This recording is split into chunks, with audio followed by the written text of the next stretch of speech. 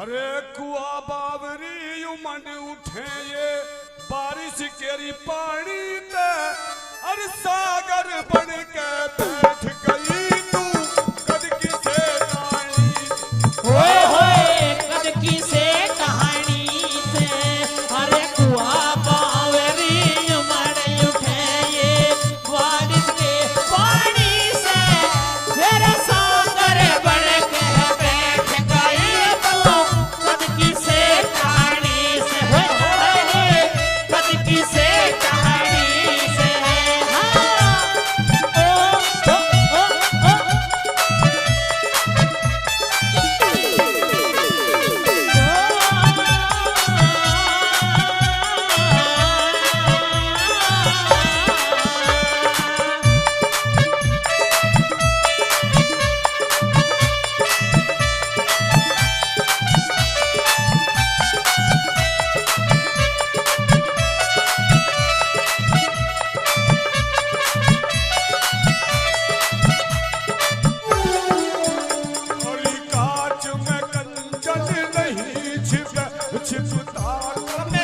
नहीं से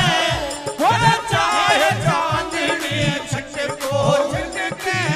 दिल को रात नहीं से रे हाँ दिल को रात नहीं से करम घटा दे करम बढ़ा दे अपने हाथ नहीं से अरे दुख ने देख दुखी होता कोई अच्छी बात नहीं से रे हाँ अच्छी बात नहीं से सुहावे दाद सासुरी करम किए हानि से मेरा सागर बन के बैठ गई तू कद किसे कहानी से रे हाँ कद किसे कहानी से हो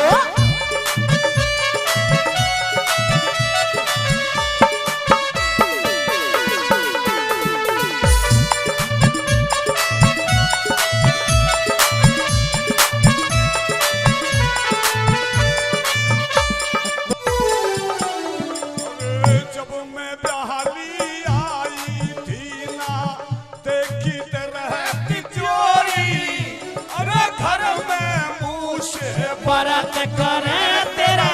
नहीं लगी थी बोरी रे हाँ नहीं लगी थी बोरी छे कुल में जन्म लिया तू क्यों इज्जत न खोरी और पहला बोया कट्या नहीं तू और आगे में बोरी रे हाँ और आगे में बोरी